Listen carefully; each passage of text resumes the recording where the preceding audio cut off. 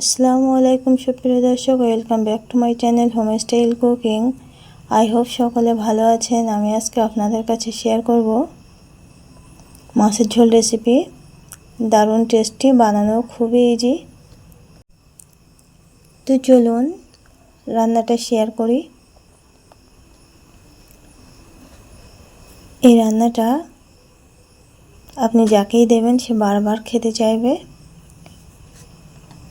আমি প্রথমে প্যানটা গরম করে রিফাইন অয়েল নিয়েছি মাছগুলোকে ভাজার জন্য। আমি এটাতে লবণ, হলুদ আর সরিষার তেল মিক্স করে রেখেছিলাম। তো আমি এখানে 5 পিস রূপচাঁদা মাছ নিয়েছি ফ্রাই করার জন্য। এই মাছগুলোকে ভালো করে ফ্রাই করে নিতে হবে। মাছগুলো উল্টো পাল্টা আমার ফ্রাই করা হয়ে গেছে। আমি এবার এটিকে অন্য প্লেটে রেখে আমি এই পাত্রেই মাছটা ঝোল করব। ভাজা তেল যেটা বেশি থাকে সেটাতেই মাছ বা সবজি যেটাই রান্না করুন না কেন খেতে দারুণ টেস্টি হয়।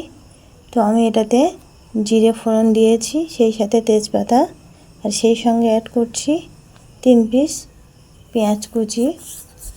এদিকে ভালো করে ফ্রাই করে নেব। সেই সঙ্গে অ্যাড করছি আদা রসুন পেস্ট 1 টেবিল স্পুন।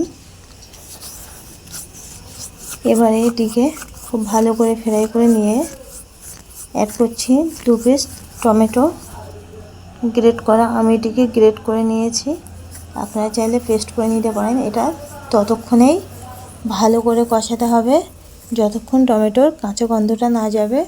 তাই জন্য আমি এটা খুবই ভালো করে কষিয়ে নেব। সেই সঙ্গে অ্যাড করছি 1 টেবিল স্পুন হলুদ, টেস্ট অনুযায়ী লবণ, আর 2 টেবিল স্পুন লঙ্কা গুঁড়ো। এটিকে খুবই ভালো করে মিক্স করে নিতে হবে।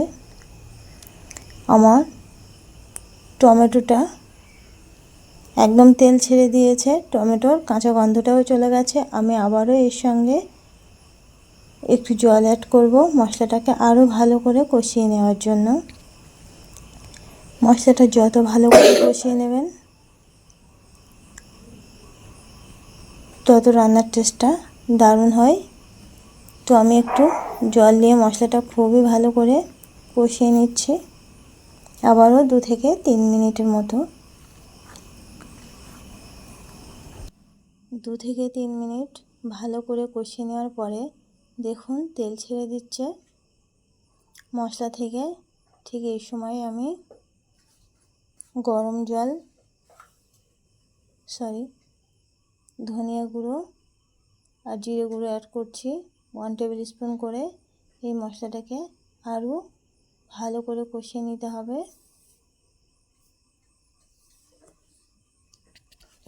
মশলাটা আমার খুব ভালো করে কষানো হয়ে গেছে। এবারে আমি এটাতে জল অ্যাড করব।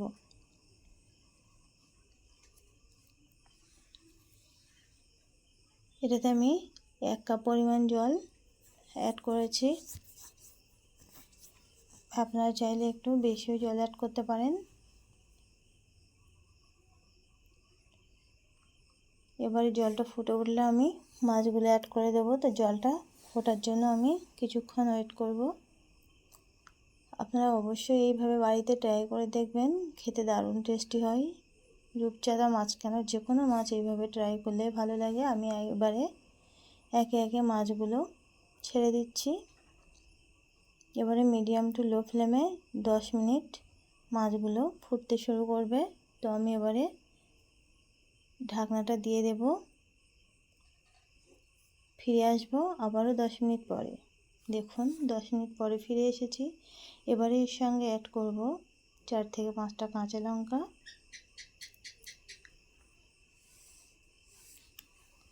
আর ভাজা মরিচ 1 টেবিল স্পুন। এই মরিচটা কিন্তু রান্নার স্বাদ আরও বাড়িয়ে দেয়। আবারও আমি 4 থেকে 5 মিনিট মিডিয়াম টু লো ফ্লেমে ফুটতে দেব। দেখুন আমার রান্নাটা একদমই হয়ে এসেছে, শেষ পর্যায়ে চলে এসেছে রান্নাটা। তো আমার ভিডিও যদি ভালো লেগে থাকে অবশ্যই সাবস্ক্রাইব করবেন, বেল নোটিফিকেশান অন করবেন। ফ্যামিলি অ্যান্ড ফ্রেন্ডসকে শেয়ার করবেন।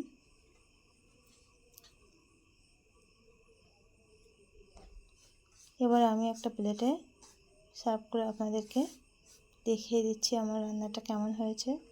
এটা যে কোনো মেহমান আসলে আপনারা এইভাবে বাড়িতে বানাতে পারেন। অবশ্যই তারা বারবার খেতে চাইবে, একবার ট্রাই করে দেখবেন। দেখুন মাশাআল্লাহ, রান্নার কালারটা কত সুন্দর হয়েছে, দেখে অনেক লোভনীয় মনে হচ্ছে।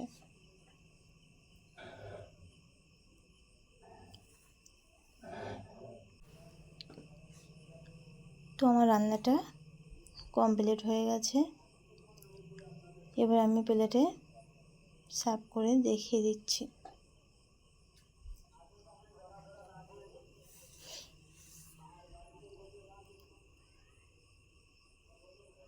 তো আজকের ভিডিও এই পর্যন্তই। সকলে ভালো থাকবেন, সুস্থ থাকবেন।